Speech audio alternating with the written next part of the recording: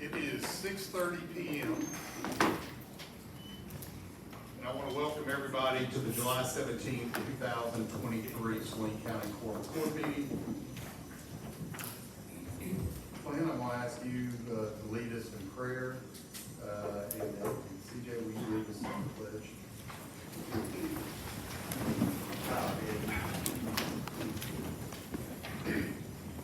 Father, we're thankful tonight for the freedoms that we have to gather here. Father, we just pray that everything that's done here tonight in this room is done according to thy will. Father, we're just thankful for the many blessings, watching care over us, bringing us back here tonight. And Father, we just pray that you would bless these proceedings. And again, I just pray, Lord, that each one would check their hearts and know that it would be your will, the things that we would do here. We ask this in Jesus' name. Amen. Amen. Please join me in the pledge. Pledge allegiance To the flag of the United States of America and to the republic for which it stands, one nation, under God, indivisible, with liberty and justice for all.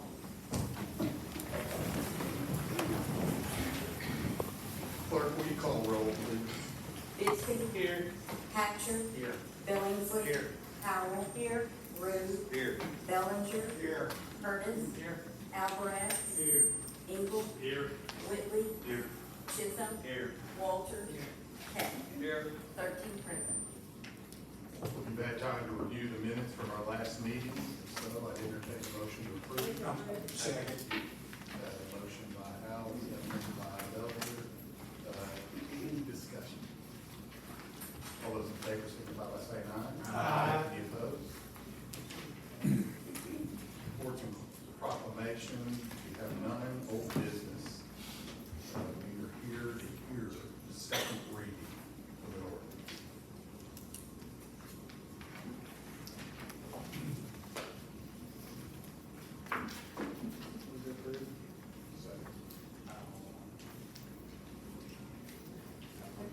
Second reading by title only.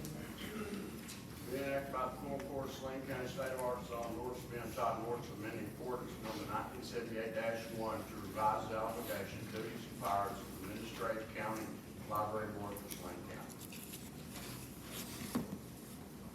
Clerk, that is no vote on this one. It stands as a second reading.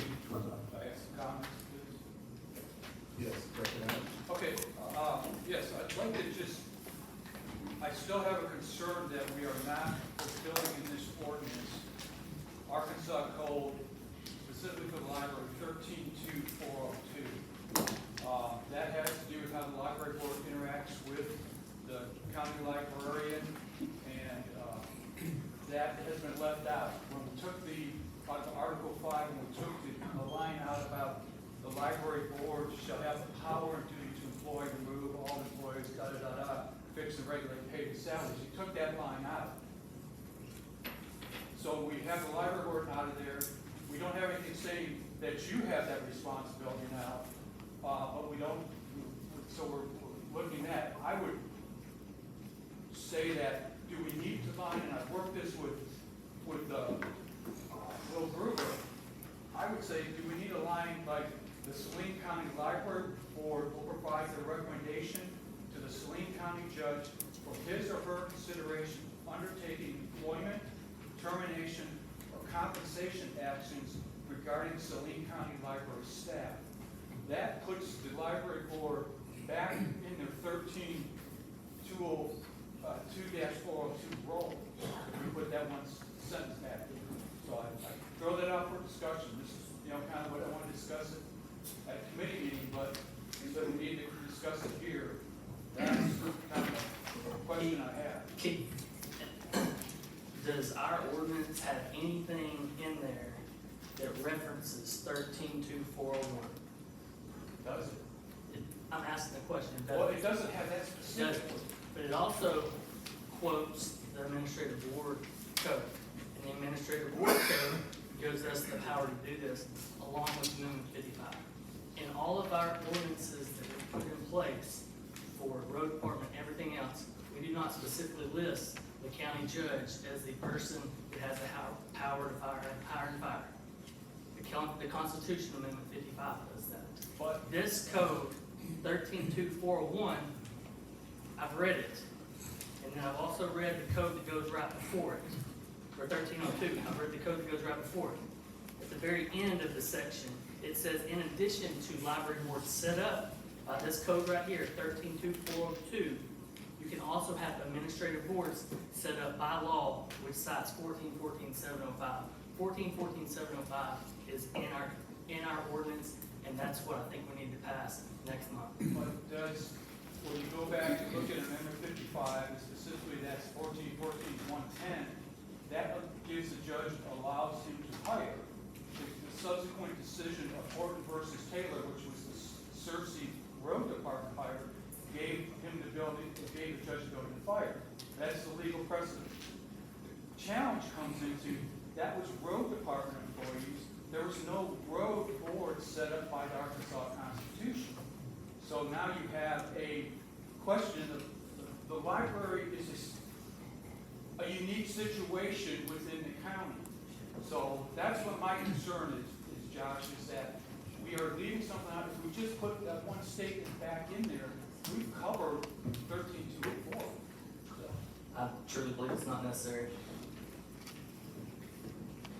I would make the motion that for Article 15, or Article 5, that we add the following statement. The Saline County Library Board will provide their recommendation to the Saline County Judge for his or her consideration in undertaking employment, termination, or compensation actions regarding Saline County Library staff and personnel. Can I ask a question?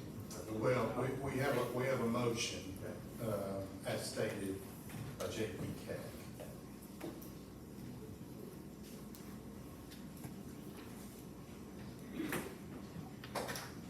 Second. Okay, we have a motion and it's been seconded by J.P. Bisbee.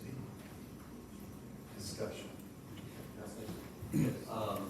Would you say, according to what you just read, that if after several recommendations, the judge does not find anybody worthy that they had suggested, is it still going back to the board, waiting for another suggestion? They provide their recommendation. The judge can decide whether the recommendation is acceptable or not. This brings the library board back into their constitutional role, but it still leaves all the hiring and firing and wage discussions with the judge. So he can reject their. It's a recommendation.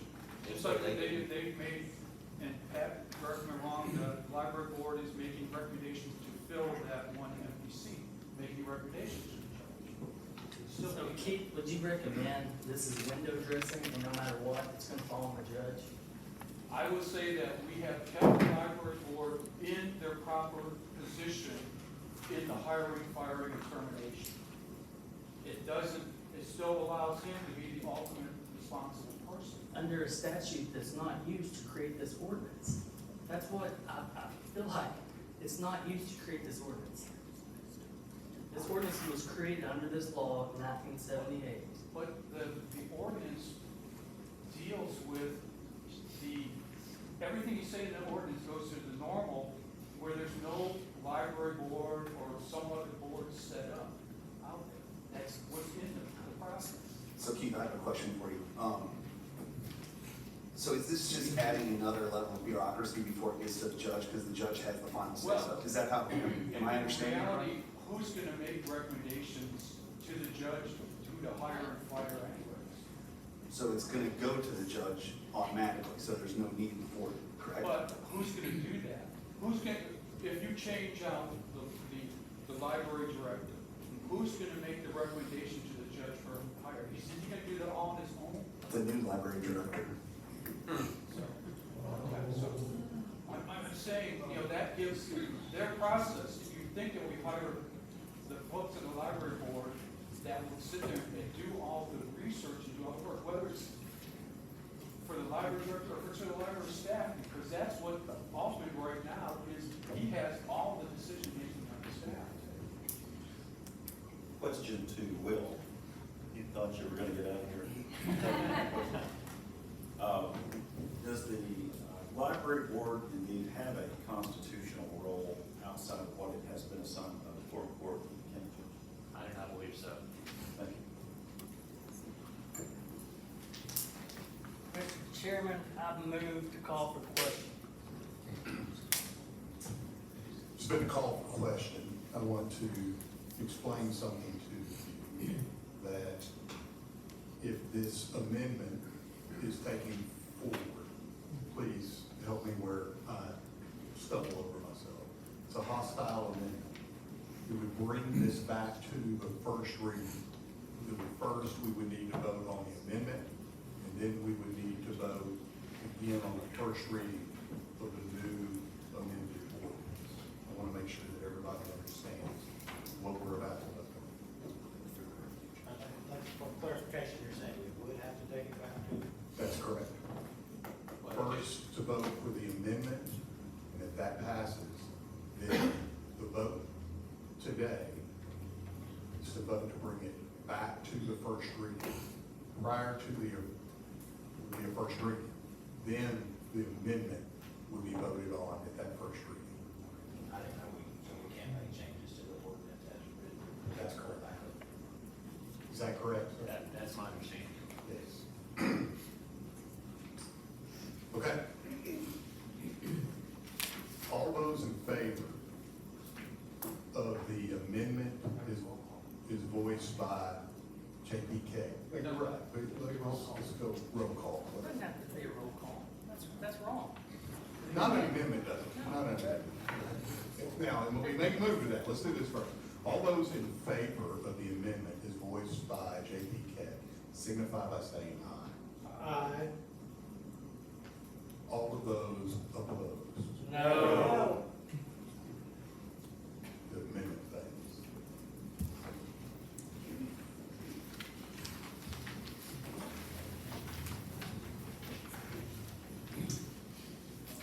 Exhibit B, first reading.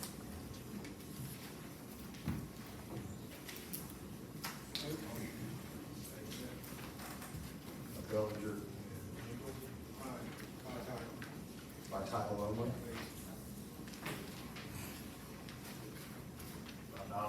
Yes.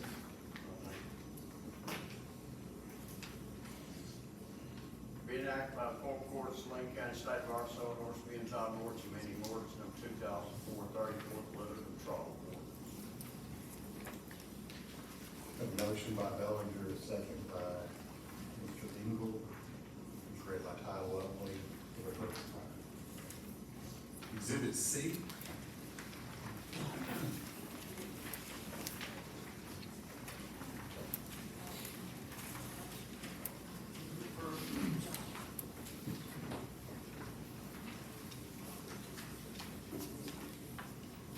Second.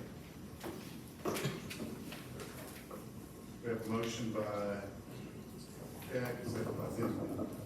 Resolution expressing the willingness of Saline County to utilize federal ag funds for the following county projects: Highway 5 and Soto Boulevard roundabout.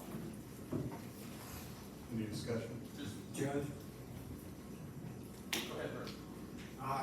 I have some questions about this, this ordinance. I got that resolution. There's a couple of things about this that bother me. One is there's no dollar amount on this. It's 20% of what?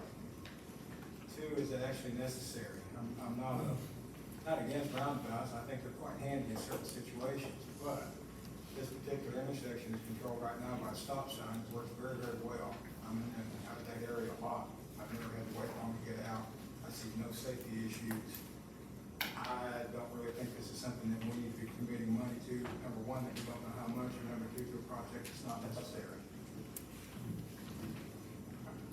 J.P. Heck? Okay, first of all, we're not committing any money right now. This is allowing us to compete for money. And once and if you go back to the resolution that was passed last year, which allowed for us to get the design funds, federal design funds for this, once they have it designed, then you will have a figure, and then we can decide one way or the other which way we're going to go. So all we're doing right now is saying that yes or no, we want to contribute to a roundabout that I don't feel is necessary. Well, and I'll join the roundabout.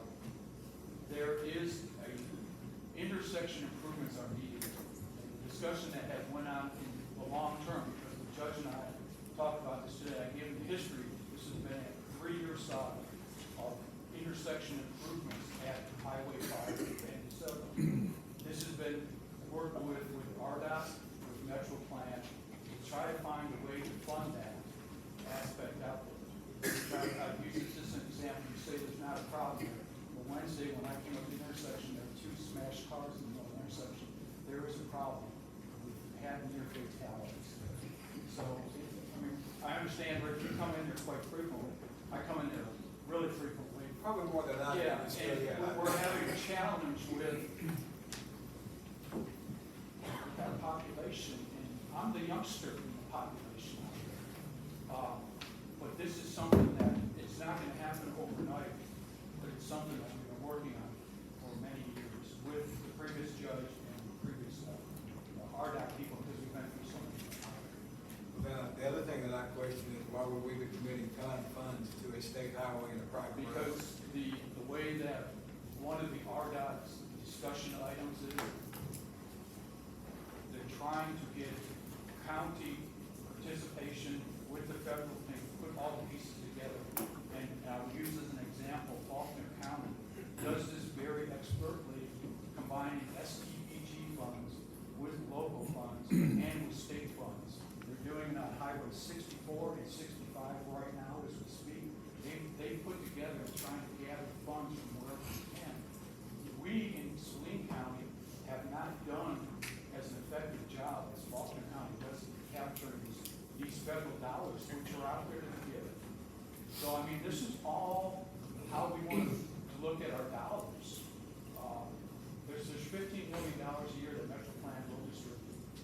And Saline County may or may not get it, and you don't have documents like this and projects out there ready to go. J.P. Engel? I'd like to piggyback off of that question by Rick is, if, you know, anybody has some institutional knowledge here, I understand that it can be done, what you're asking, but how frequently have we used county dollars to supplement state or federal projects previously? Highway 183 and Reynolds Road was the most recent one. And then That was by request from the city of Bryan, correct? City of Bryan, and also the city of Benton and the city of Bryan, all those roundabouts on Alcoa Road were all funded through federal dollars, the Metro Plan dollars, they funded them. So, Again, a request by the city of Benton and the city of Bryan, correct? Keith, does it qualify for the Metro Plan traffic count? Right now- Do they still do it like? yeah, there's still, and that's part of what's going on. No, what you're saying is they probably should. Where we're going back to, why RDOT has not put anything directly into it, they haven't reached their traffic count yet. That's where, when Judge Airy reached out and said, hey, how can we do this in another manner? And that's what RDOT, and the discussion there with Judge Airy was, if you can put together a package, then you put this I package knew together. they used to do that on the traffic count. If the count was there and justifiable, then they'd ante it up. They didn't want to, but they would, because how else can they turn you down? And that's why I was curious, is it, have they had a count, and did it qualify? Right now, for the state alone, it does not qualify. Okay. Judge Willie? Is there any idea about how much this project will cost? And I think we can extrapolate that to the 80-20. When we look at that, you know, I think I recall, and you may correct me if I'm wrong, but the other roundabouts have cost around $85,000 a piece. The other roundabouts, the Alcoa roundabouts, and this was from Mark Brimmer, who used to sit in your spot, just cost about $750,000 a piece. And whether you put a roundabout or That means whether, an hour mark was 85. yeah, so that was the matching type of stuff there. So they got 80% of the 750, so the city had to put up with that. Okay, let me just weigh in just for a second on information that I'm aware of. I asked Metro Plan for the last 10 years, the STBG grants that were realized in Saline County. I got information from 2017 to 2023, and I believe that J.E. Keck is accurate in saying the two that the one that I recall that included state highway was Bryant, requested by Bryant. There is an 80-20 match on these dollars. What we have a price on is design. The design price that we have is $400,000, which would mean the 80-20 match would be actually $88,000. We've gone through this before, figuring these. You would think right off the bat that's $80,000, but it's $88,000 would be what we would have. The resolution is, this is all information. The resolution is probably one of those that could be considered if you wanted to, is better to have it, not need it, you need it, not have it. If RDOT is sincere and continues to have the spirit of, if you show us that you're moving forward with something, we might want to participate in it. I would caution you with this, that it's my feeling, this is my feeling, that if the resolution was put out there, that we would need to go to RDOT and say, hey, look, we said that we will do this, we need more than we may participate. It would need to be something harder than that before we would ever move forward with actually getting the checkbook out for design or construction of something like this, from what I'm hearing. I probably went too far when I said that part, but what we're asking for is a piece. Now, I want to say this also, July 31st closes the application dates and is when they request for the resolution to be there. So it's a hard stop on applications, so there's not gonna be any more applications. J.P. Keck, let me know where I go off base here.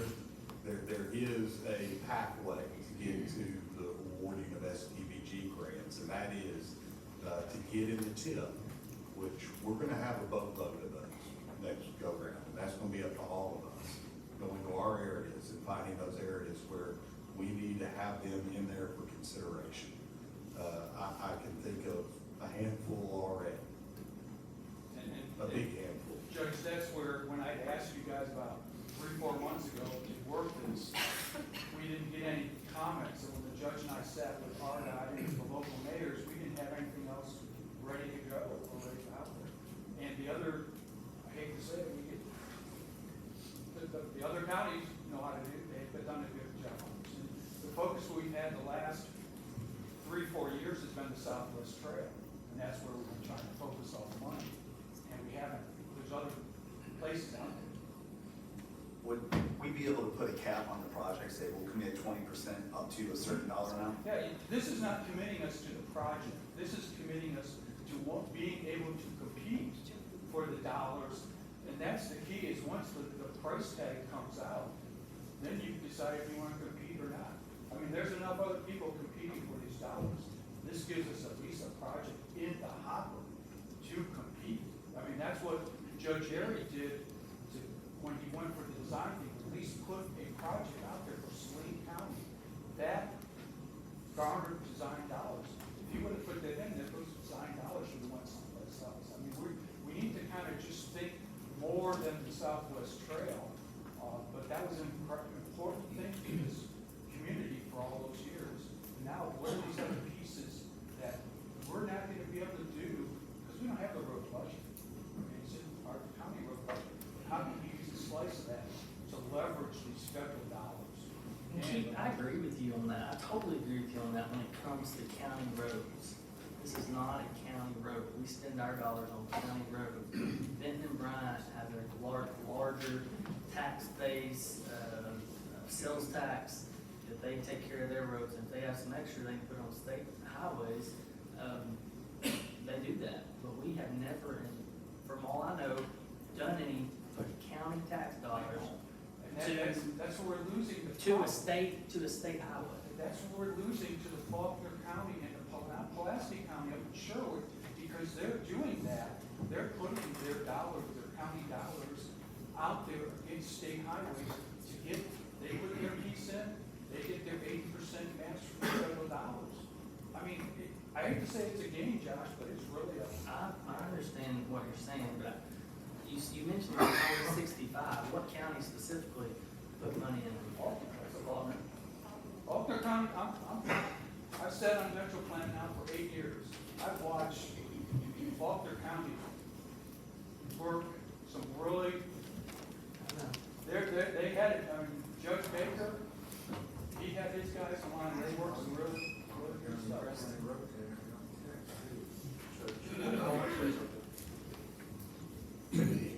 So, Keith, I think the thing that concerns me is you say we're losing those federal dollars. That would look like, I would look at this as like something being on sale. You're still gonna spend $90,000 to get this design plan, if that's what the number ends up being. And I know we're not appropriating that money right now, but I'd like to know where that $90,000 we would expect would need to come from, to where we're now losing that $90,000 that would go towards another county road project. So I don't know, Judge, if you would have any insight on where you would have to pull this from out of the county road budget, what we would be losing out on if you had to do that. It's, I don't want to commit any dollars, but it would have to be out of general revenue.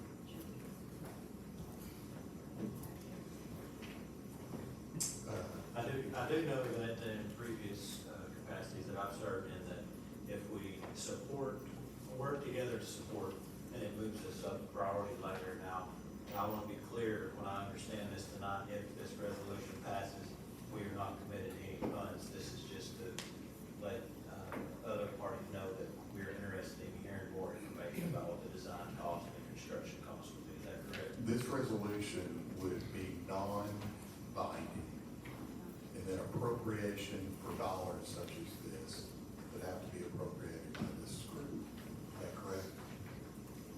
Correct, yes. Judge, what's your recommendation on this resolution?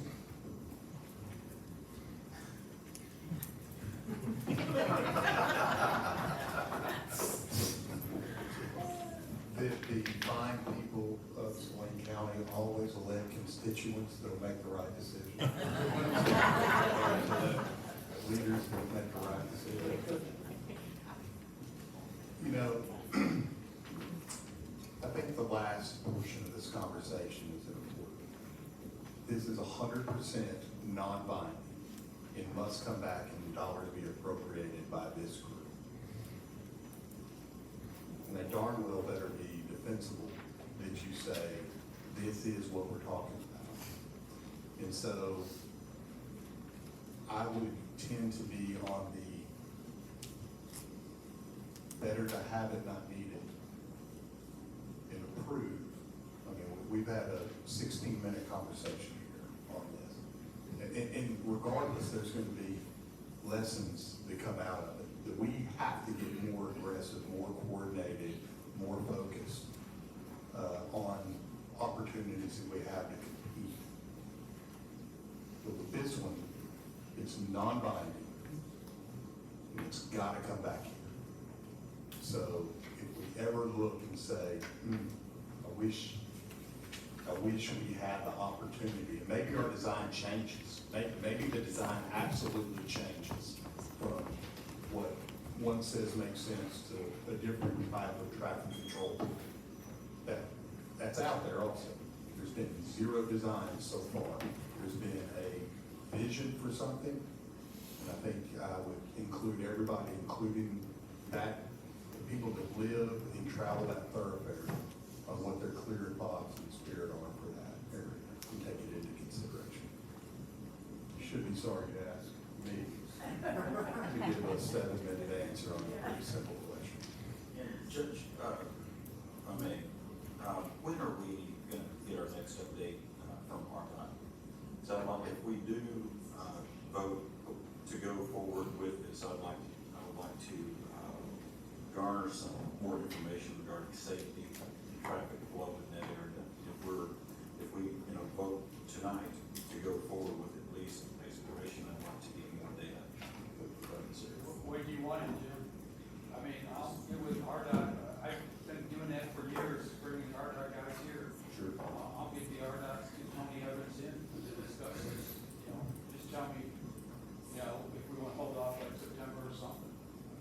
They're willing to come in and talk and bring us up to speed on what's going on. I think it's That's been great. a little while since we've had Yeah. a debate anyways. And I'm trying not to get, our presentation like we did last time. I enjoyed it, actually. JP Willie, JP Keck and I will work on scheduling something where we can get updates here that will include, I hope, the scheduling of those that we put in front of them, I believe, last month. Yep. It's my understanding then that if we go forward with this resolution, we're still gonna be, at the end of the day, we're still gonna be asked for 20% of this project for a state highway that we've never did before. Is that right? For anything that we, in this group decides to invest in, our contribution would be 20% of total project cost.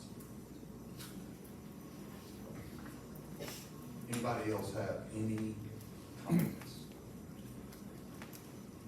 Okay, there has been a motion, and a second discussion. Now I'm gonna ask for a voice vote. All those in favor signify by saying aye. Aye. Any opposed? No. Roll call, please.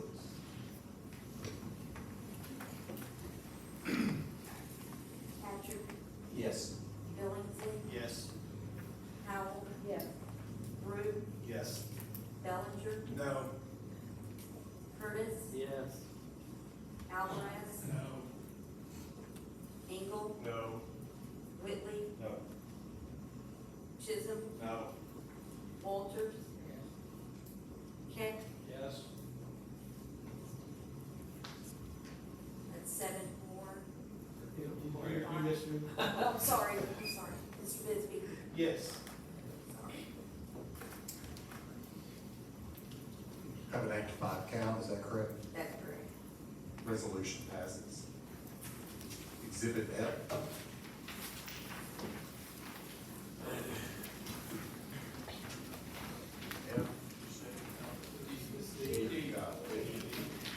Yeah, we'll go ahead with D first. Exhibit D.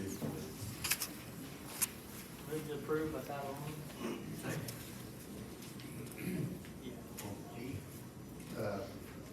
We have a motion and a second to be read by title only. All those in favor signify by saying aye. Aye. Any opposed? Move to approve Exhibit D.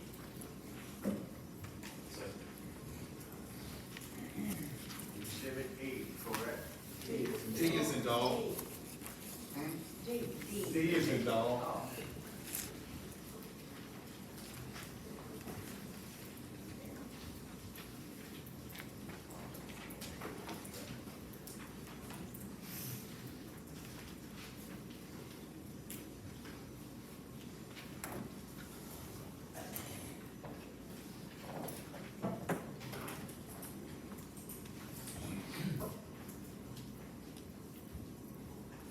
Be enacted by the Quorum Board of Saline County, State of Arkansas, an ordinance to be entitled, an ordinance appropriating funds from the District Court Automation Fund for the purpose of District Court related technology for other related purposes. We have a motion by J.P. Curtis, a second by J.P. Engel. Any discussion? Roll call, please. Billingsley, Yes. Howell. Yes. Brew, Yes. Bellinger, Yes. Curtis, Yes. Alvarez, Engel, Yes. Whitley, Yes. Chisholm, Yes.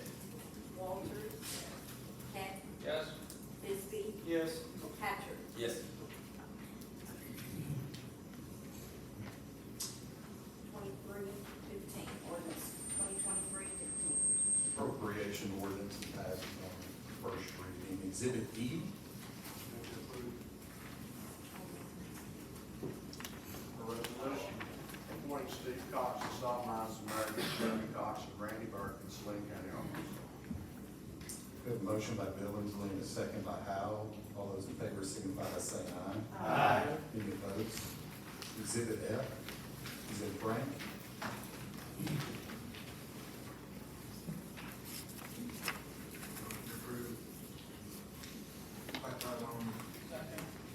We have a motion and a second to read by title only. All those in favor signify by saying aye. Aye. Any opposed? Move to approve. Be it enacted before the board of Saline County, Arkansas, an ordinance to be entitled an emergency ordinance adopting certain rules and regulations concerning external noise continuation of data centers and to prevent noise disturbance in Saline County and within its unincorporated limits, to declare an emergency and for other purposes. We have a motion by J.P. Keck, a second by Bellinger. Do you have any comments or discussion? Roll call, please. Howell. Yes. Ruth. Yes. Bellinger. Yes. Curtis. Yes. Alvarez. Yes. Engel. Yes. Whitley. Yes. Chisholm. Yes. Walter. Heck. Yes. Bisbee. Yes. Patrick. Yes. Billingsley. Yes. Ordinance passes. 2023-16. We have an action item. To request to increase new hire at Saline County Detention Center from 16 to 1720 due to experience retroactive to initial hire date of May 15, 2023.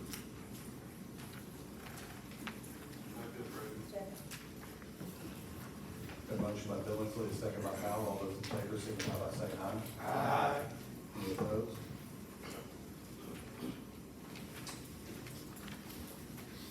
All right.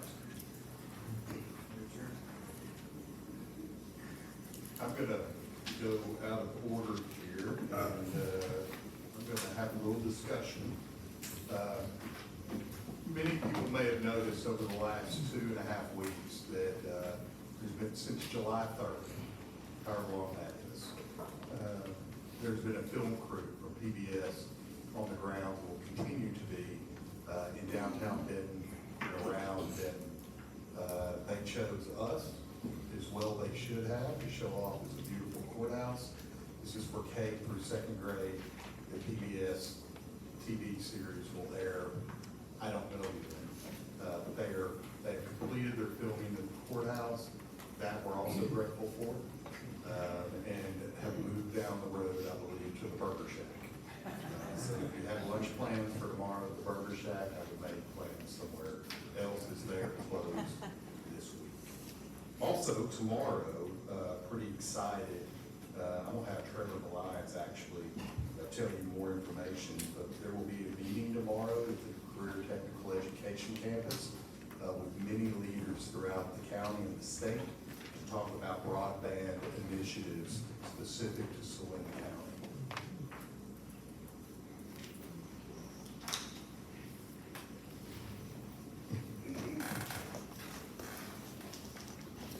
Thank you, Judge, members of the Quorum Court. Tomorrow, we are having our first ever Saline County Broadband Committee meeting. It is what we hope to be one of many as we work to close the digital divide here in our great county and work with other counties across the state. What I've got here is a very rough and estimate map of the broadband access here in Saline County. This is from the FCC and showcases approximately the areas that are served and underserved with 100 speed upload and 20 download. Members of the public, this is what it looks like. So we will be meeting over the next several months to get this map up to date, to make sure it is corrected. Our efforts are in line with other groups across the state. There are a total of 75 broadband committees. Our goal is to make sure the map is as most up to date and we have the best numbers as far as our citizens go with count to broadband. so that when the federal dollars flow down the pipeline at the end of the year, we make sure that we have looked at every house that we can within our purview. So that is coming, just so y'all know. We've got approximately 42 people on our broadband committee, so it is quite large. We've got people from different backgrounds, elected officials, nonprofits, business owners, community leaders. Now, I would suspect we'll probably have some focus groups across the county to make sure that we get all the input that we need for our committee.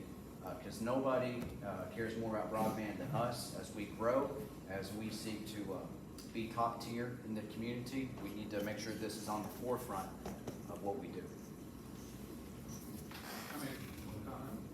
Yes, the meeting because I'll forget this, the meeting is tomorrow at the CTE Center at 10 a.m. This is a public meeting. It can be attended by whomever. There's been notice put on our website and social media.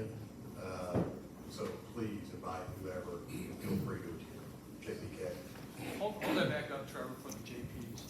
You see a lot of dark blue in there? That's what they're saying, that we have great coverage in a lot of these areas. When you peel back the onion sometimes, it may be several streets, and there's streets that have been left out.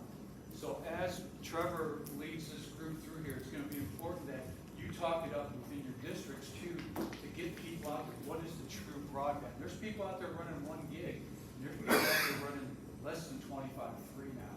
And they may be in the same dark blue area. It's just the way that the companies have run their cable. Pat, I know in the East End, you have areas that are just cut off. Exactly. And they're showing in East End pretty good.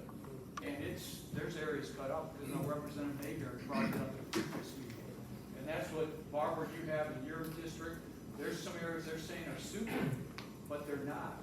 So I just ask that when this comes up, that talk it up with your constituents, because you need to get the true data out there, because if we don't have that actual data out there, again, the money's not coming. The money's not gonna come to whether it's Comcast or AT&T or, I'm trying to get this out there.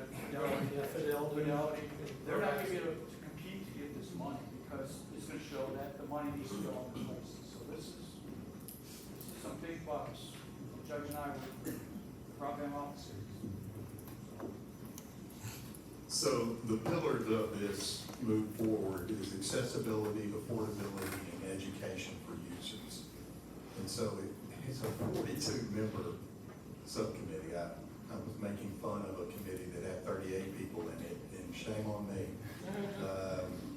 So it's, Trevor, thank you for your work. Please continue to look, if you're not, to check social media for events like this. Trevor's done an outstanding job putting this together, communicating, but we need help of citizens. And we're gonna have a way where they can mark location and speed at that location. And it is of the most importance that we're able to say this is the actual speed regardless of your heat map that you have out there. And if I may, the state has given us a toolkit. They've given every county a toolkit that really outlines the steps that must be taken to get us to that point to where we've got the most up-to-date data, which does include a communications plan to reach the entire county, reach all the sectors. Definitely gonna need some help from our media partners, but as far as social media goes, we're asking that anybody that participates in these efforts use the hashtag Connect Saline County, because that is our goal, to hashtag Connect Saline County. No matter where you are, no matter who you are, we want you to be connected to broadband. Thank you, Trevor. You might want to check, I don't know that microphone's working. And I think it's going to be utilized. All right, last thing that I have for discussion is, as you all know, Will Gruber, this is his last week. This is his last court. The job opportunity to apply for the county attorney closed at 4:30 on Friday. We've had a number of people apply. We've had a number of interviews. Tomorrow will conclude our interviews for those who have applied for that position. With that being said, I want to to say publicly that my interaction with Will Gruber far exceeded my expectations. I understood the importance of having a good county attorney, but I didn't realize that I had an excellent one until I started calling him every 15 minutes. I want to say publicly, thank you. Thank you.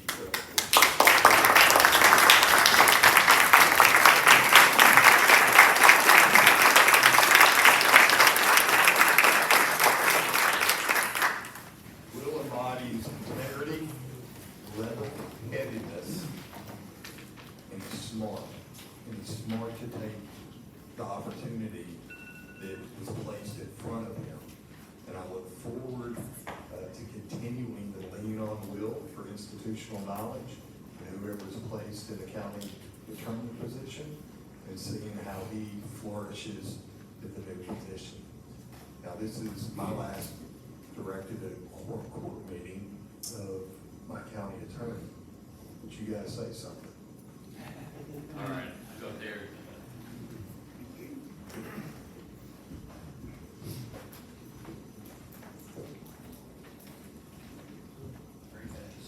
I'm kidding, I recognize you. Well, thank you for the opportunity to speak with you guys. It's been a pleasure of a lifetime to serve as the county attorney and to serve as the county attorney to all the citizens. Everybody has treated me so well, embraced me with open arms. We've worked on some incredible projects that have really moved the needle to make this county even greater than it's ever been before. And I know that you guys will continue to work, and I'll be able to read all the headlines and come down and see the amazing new things that will continue all that progress. So thank you for the opportunity to work for you. Thank you for embracing me and your friendship, and look forward to coming back and talking with you soon.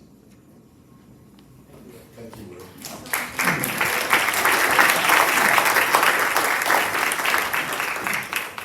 All right. I am going to open up for public discussion. I want to just remind everybody that the quorum will be recognized here. There's no cheering nor booing. You'll have 3 minutes to say whatever it is that you want us to hear. Carol Perry is our first person. So I recognize you. You're down to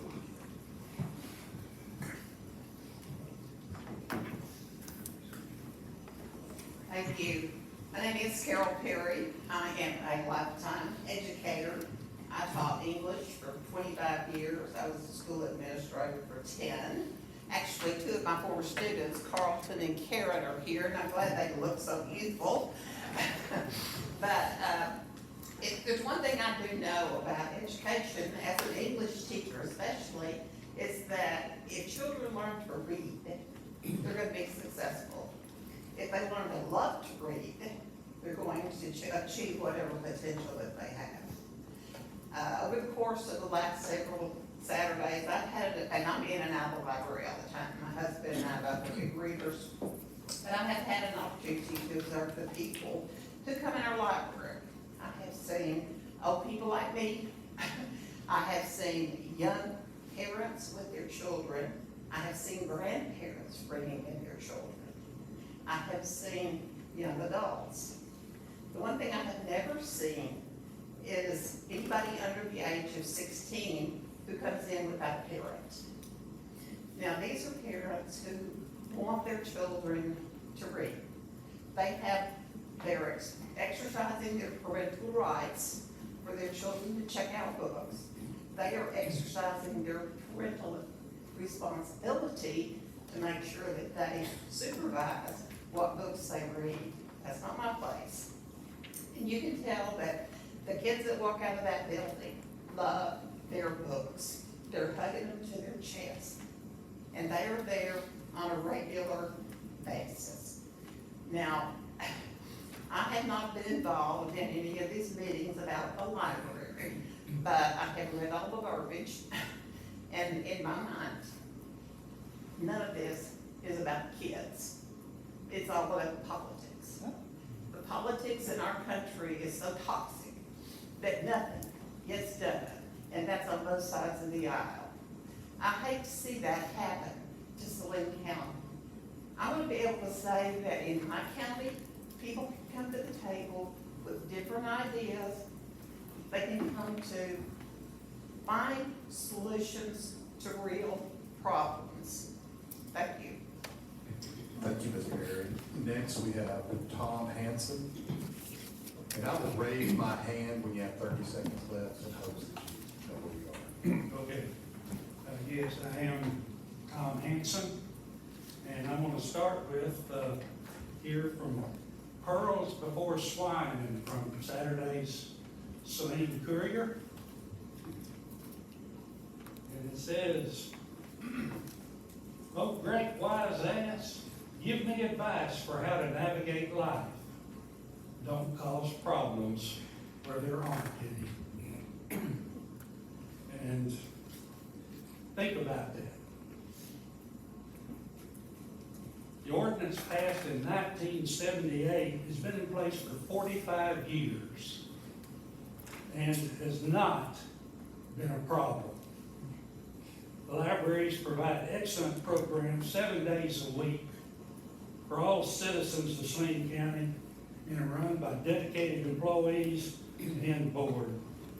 With intimidation and threats, in less than 6 months, Judge Bromley, and all but one of the JPs, perhaps 3, at this table want to destroy what has been accomplished. JP Keith Keck is the only one that has shown any critical thinking skills in the whole bunch of you. He is the only one of you that I respect. He has integrity and the courage to question your motives. The rest of you have shown hate and intimidation to support your position. 10 of you are sponsors. I've not been to all the meetings, but I've not heard a peep from at least 3 of you. You will go ahead with this demise of this institution and divide the county as is being done around the state and nation. There's been no discussion of alternatives to the amendment. You will pass this, but it will be on your conscience for the remainder of your lives. You take this issue that was not a problem and ignore things that need to be addressed. At the April meeting, when you passed the resolution regarding the library over valid objections from the public and JPK, you learned that you were out of compliance with the ADA. It was somewhat addressed for the May QC meeting in a back-ended way. If the west entrance was used for all, then the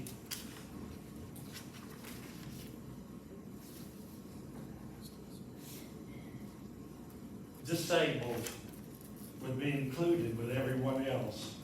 Meetings start with a pledge of allegiance, but you do not abide by your pledge. There's also the word indivisible in the pledge, yet you ought to divide our county when there's no valid reason. Something that you hear in front of me ignore, Thank you. you're proud of, Your is that time you are has white. expired. Thank you.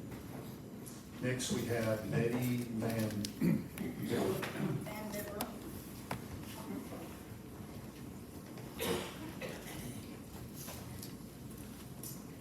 You recognize me?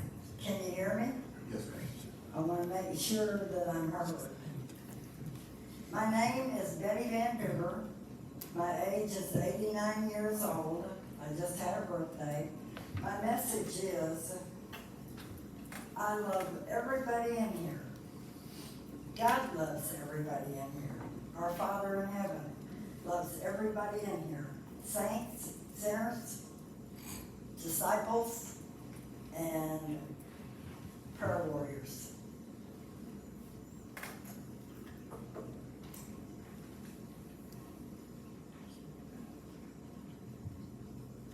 He loves every soul in here. God our Father does hate sin and wants you to know your sin will send you to hell. The seeds you sow will be life, you will reap. Turn around and trade places. Stop hell and receive heaven. A word I want to talk about is pornography. A child may ask, what is pornography? And I'll answer, pornography is sin. The solution to eradicate that sin is in the Bible.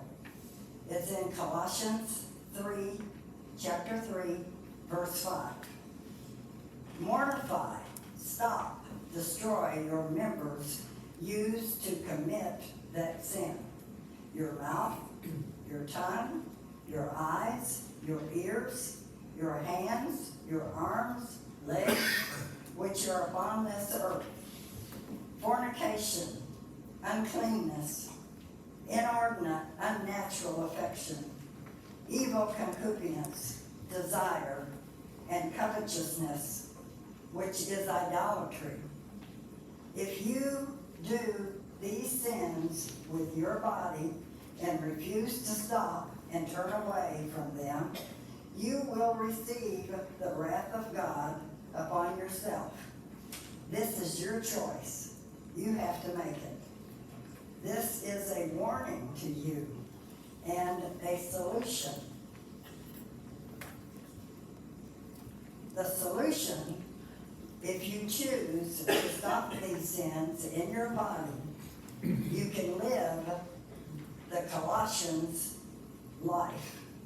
And that's in chapter 3, verse 4, which says, when Christ, who is our life, shall appear, then shall you also appear with him in Christ in glory.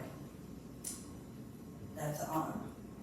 Ms. Van Bever, that's 3 minutes. Pardon? That's your 3 minutes. Your 3 minutes is expired. Thank you, amen, and hallelujah. Thank you. Next is Mr. Bailey Morgan.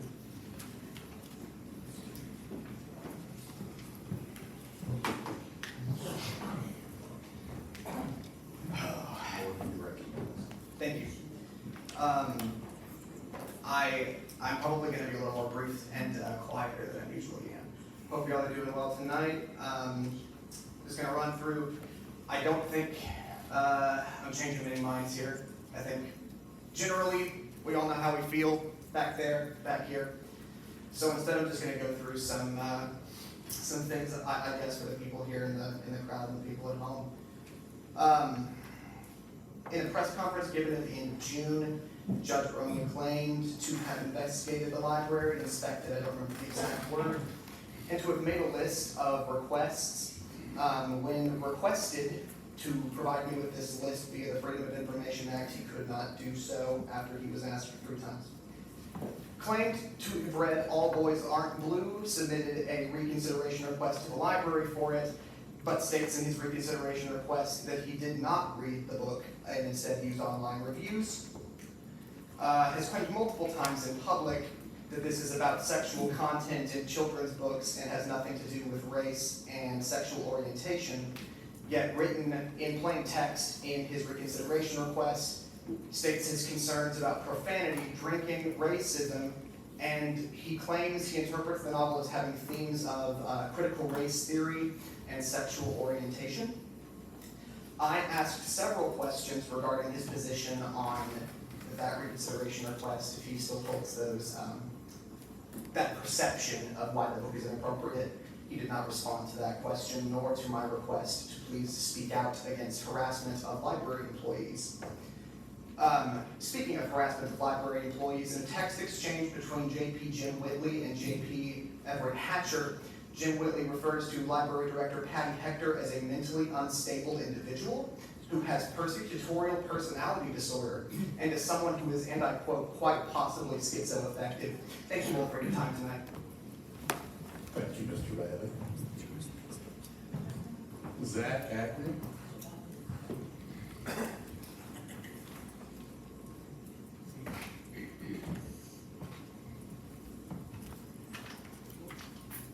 Thank you for the opportunity to speak today. I'm Zach Agnew of Benton. I would just like to express some concerns as a resident of Saline County. I am concerned that the recent actions regarding the library are not having the intended outcome. I understand that this is motivated by an intent to shield minors from what some parents find inappropriate, though I question the actual impact this is having. And I feel that I feel concerned about the precedent that you're setting in terms of the degree of control that you're giving the government. I argue that in your efforts to limit the accessibility of literature that some parents deem inappropriate for their minor children, that it may be drawing more attention to these books than if you allow the books to stay in the same locations as before. When thinking about recent events, including interactions within our very Quorum court, within the community as a whole, I'm faced with a few questions that I think that we should ask ourselves. How many minors do you believe checked out and read these books? Do you believe that the children, the current generation, are ignorant to these talking points and beliefs? And if a child that's raised in a conservative household with involved parents that live by their values were to visit the library and read Leo's Lavender Skirt, would they reject their beliefs and values and adopt radical left-wing ideas? And if so, how much and what kind of exposure to these ideas is deemed too much? I would wager that the public post on social media has brought twice as many, if not more, minors to the pages of these books. Are we to get our values from the government or political majority in our area? What if by the time that our children or grandchildren are voting, that the political sentiment has changed and the local government acted to remove books that are viewed to promote traditionally conservative ideas? They would be using the very same precedent that we're setting today. Would you argue that that would be justified or an overextension of governmental powers? Thank you so very much for the time. Thank you, Mr. Hackman. Moore.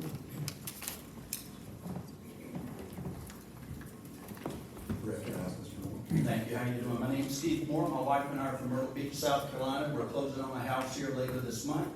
I wrote more than 3 minutes, so I'm going to try to talk fast and read fast. Very soon will be new voters here, taxpaying voters. Our son-in-law, daughter, and 1-year-old granddaughter will be moving here from California, and there'll be 4 total taxpaying voters here. I served 25 years, retired as Senior Chief Operations Specialist. I deployed over 23 countries, and I'm concerned that the way our country is heading. JP Whitley will be our JP. Nice to meet you. While researching where to move, my wife found a negative review on Benton that we were looking at that said it was too conservative. I'm like, how's that negative? And we found a good church. We talked to some locals, and we said, this is where we need to relocate to. We love Benton so far. We've been here a little over a month. And I like seeing the people involved, people standing for godly family values, biblical values. I was appalled at what I saw in the children's books at the libraries. And I'm not going to go through all this, but if they say the children aren't checking them out anyway, well, why not just get them out there? You know, if they're not checking them out, get them out. If the fake dossier on Trump had prostitutes peeing on him, which I don't believe it, and the first book I opened was saying that's something that children can do with each other, they were against it in the Trump report, fake dossier. Why are they in favor of it for children doing it to each other?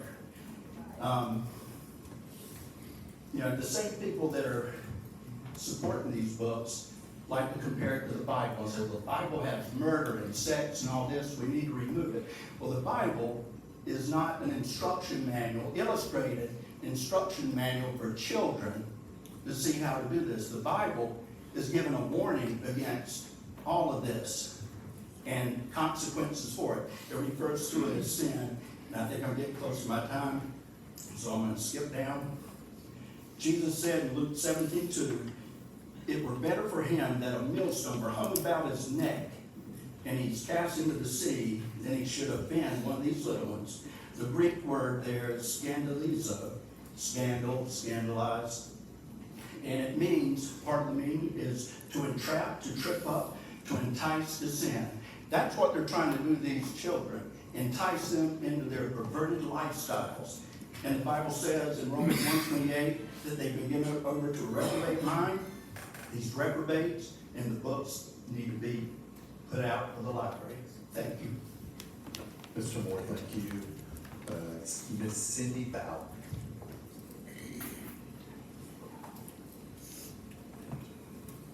Ms. Bowden, you're recognized. I'm Cindy Bowden. I'm a fourth generation Saline County, Benton born and bred. I have two generations behind me here in town. CJ is my JP here in Saline County. I have a question that I've asked several people today and nobody seems to know the answer. So I just wondered, is there wording in the library ordinance, either the initial or all the ones that have come after, that state that the board is nonpartisan? That's the question. And I ask it as a rhetorical question, just because there is one county party here who has targeted members of the board who are known to be on the opposite party with a resolution that they have passed to replace those board members with citizens who follow their agenda. But I do feel it's a viable question because I'm seeing where other states are having lawsuits addressing these changes with libraries that are city or county run, that they're switching from partisan to nonpartisan. And there are laws that are being affected by this. So I do think it is a valid question to ask if it's in there, and could it be considered to add with all the things that you're doing to say that? Because I understand that it's I don't know if it's a state law or what, that it's supposed to be, but there are other states that are changing those laws. So I think it's a valid question, and I state this for the record, that we all pay taxes to support the library, and we should all be represented equally on this board, because I do believe everyone, everywhere, is tired of all this being politicized. Thank you, Ms. Bowden. Ms. Renee Allman.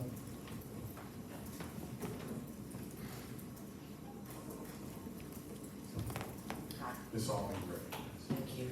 You all know my opinion that I want you to please approve the ordinance for the library. There are all kinds of things going on. I look forward to you approving it, and I look forward to, once it's approved, that you do what you say you're gonna do and take control over the library system and put people in there who know what they're doing and who will do what needs to be done. Now, I have something I want to say to all the elected officials in here today. You may not know this, but you have a new Republican Party. And if you have an R beside your name when you run for office, the new Republican Party expects you to follow the Republican platform and the ideas of what the Republican Party is for. We, as the new Republican Party, are workers. We have scratched our way up to where we are today. We have not been listened to, we've been ignored, we have been put down and told to sit down and shut up. I know what's better for you than you know what's better for you, so you just be quiet and let me do what I can do. That's not gonna happen anymore. We've hired you. Whether you elected officials like it or not, you work for us. And it's important that you know who you work for. I think it's also important that if you have an R by what you run as, that you attend the monthly Republican Party committee meetings. You get paid by us to do a job. And part of that is knowing the pulse of your party in your community and in your county. Some of you attend regularly, some of you I've never seen. It's important that you come so that you can know what your county Republicans are saying. It is also important that you attend the district meetings. If you're not considered somebody that can vote, then come as a guest. But it's important for you to know what's going on in your district. It's important for you to know what's going on in your state. And I think that it's time that we are gonna hold your feet to the fire And we're tired of being ignored, and we're tired of being put down. We do all this work, getting all this information for the library, and nobody wants to see it. We have proof. We're not coming here with just our feelings. We have proof of what's going on, and we expect you to stand up and do what you're supposed to do. Thank you. Thank you, Ms. Solomon. Mr. Scott Gray. Mr. Gray, you're recognized. Thank you. I'm Scott Gray. That's a hard act to follow. Thank you, Renee. We appreciate that several of you attended the July Saline County Republican Committee meeting. Those of you in attendance are aware that we unanimously passed a resolution in support of your efforts regarding the Saline County Library. The Saline County Republican Party is serious about cleaning up our library and holding the librarians accountable for the smut, filth, and blatant financial mismanagement. Your attention to this matter is most appreciated. We commend Judge Brumley on his excellent presentation at today's library board meeting. If anyone would like to see our resolution, it is publicly available on our website, salinerepublicans.com. Thank you again for your time and good work. Thank you, Mr. Gray. Robin Robinson.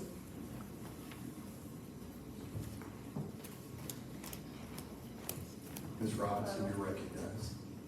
Thank you. Thank you for listening to me. I'm a widow, a mother, a grandmother, a business owner, a high school dropout, a college graduate, and most importantly, I'm a Christian. And you don't have to read a whole book. You want one of these books to see how it'll affect a young mind. So I'm here to speak about the library. And what I understand is the Republican committee and the judge asked her just to move these books, just to move them to another part of the library. She refused. When I refuse something from my boss, I get fired. She should be fired. Period. The gay community is after our children. A man will never beat a woman, and to believe such a thing is foolish and very dangerous. Human beings are sexual. They are trying to force the entire society into a fairy tale with evil intent. Human beings are sexual. In fact, it's the most powerful emotion we have. Our brains are our largest sex organ. So when you can, okay, I want to go back to this because this is better. Transgender and woke educations are destroying this generation of children and is sexually abused at the highest level. No child can make a life-altering decision. Their brains are not developed enough to realize their future from this irreversible mistake. They will never enjoy sex with a wife or husband of God's intention. Sex is the most powerful emotion of human beings, and when somebody corrupts this precious emotion at the young age by sexual abuse by words, pictures, or touch, you are never the same, and I am a product of it.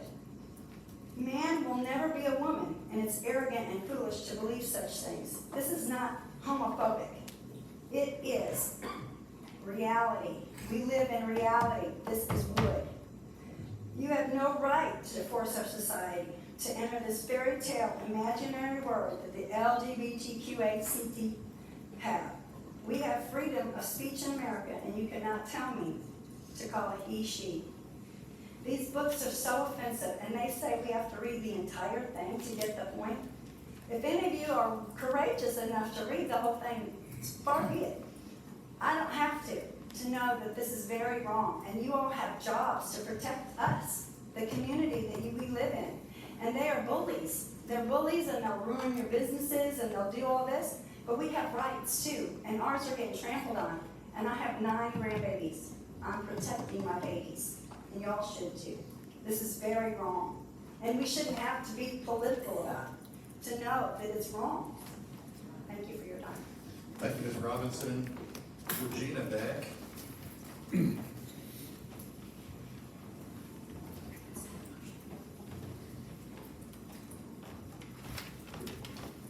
Ms. Beck, you're recognized. Thank you. I'm Regina Beck, and Mr. Ed Alvarez is my JP.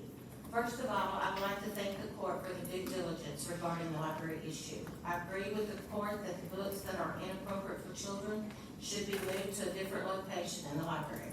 However, with all of the attention regarding the library, there is another issue that needs to be revisited. This is the issue of paper ballots. After listening to Carrie Lake on Saturday night and the other speakers, I know that we need paper ballots for our 2024 elections. I am challenging you to look more into the fraud of voter machines and to bring back paper ballots for Saline County. Thank you. Thank you, Ms. Beck. Mr. Gary Beck?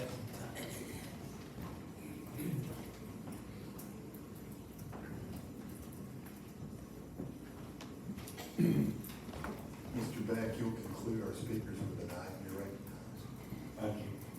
My name is Gary Beck. I'm a resident of Saline County, District 8. Ed Alvarez is my JP. I'm here to support the resolution that y'all got before you for the second reading. I would like for each one of you to consider that and vote positive yes for that vote.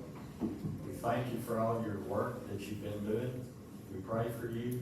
We look for improvements in our community, in our county. We look for improvements in our road departments. We look for improvements in all areas of life in our county for safety and health. Thank you very much for your time. Thank you, Mr. Beck. With that being the conclusion of public comment, forgot to ask, does anybody have any discussion on it? I have one thing I'd like to say here, Judge. Yes. Will, I'd like to personally thank you. I'm new JP this year. Your expertise and your help guiding me, getting me going has been great. Good luck on your new job. Thank you for all you've done for this county. We look forward to seeing great things from you in the future. One free catfish now.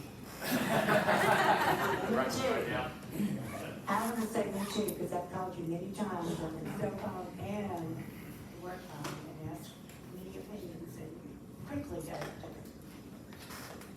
Judge, I'd like to speak on this ordinance. If it's okay. Mr. Keck, let me. Yeah, I would, and this is, be quick, I challenge JP's, I've read 2 of the books, cover to cover. I have submitted a consideration on one of the books, type stuff there.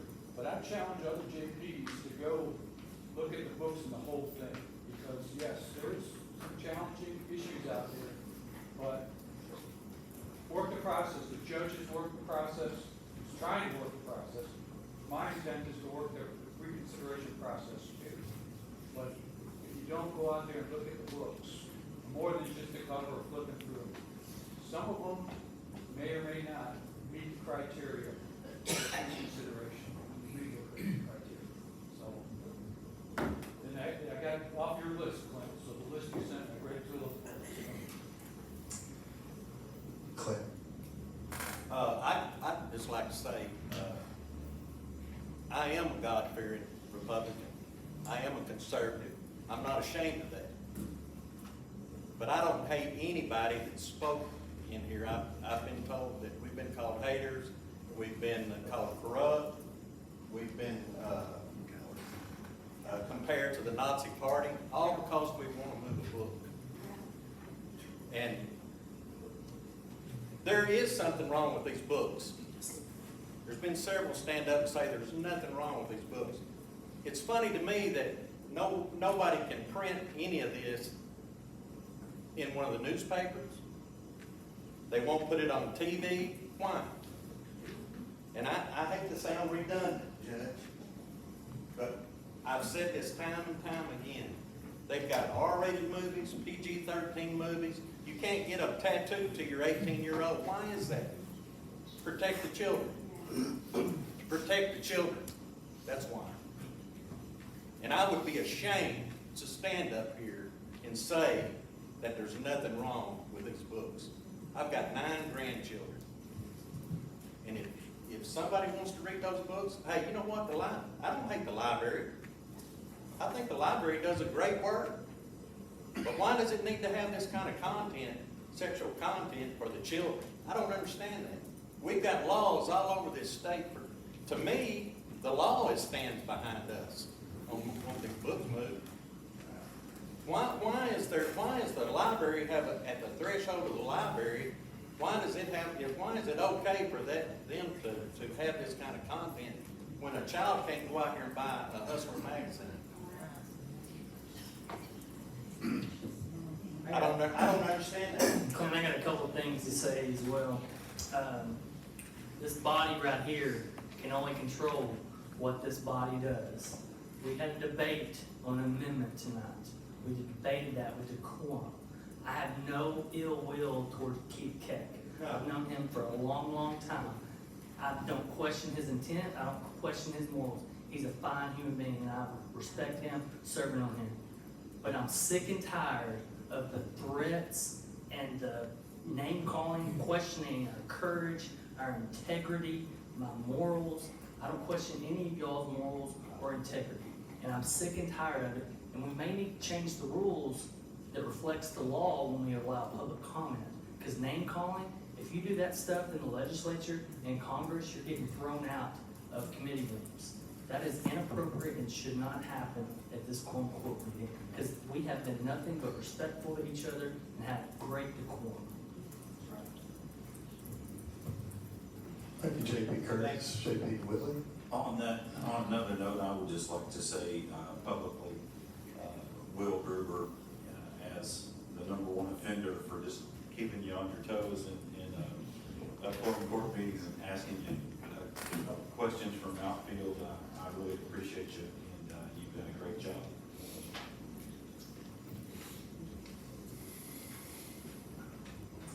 Anybody else? I got a motion to adjourn. Got a motion to adjourn. There are seconds.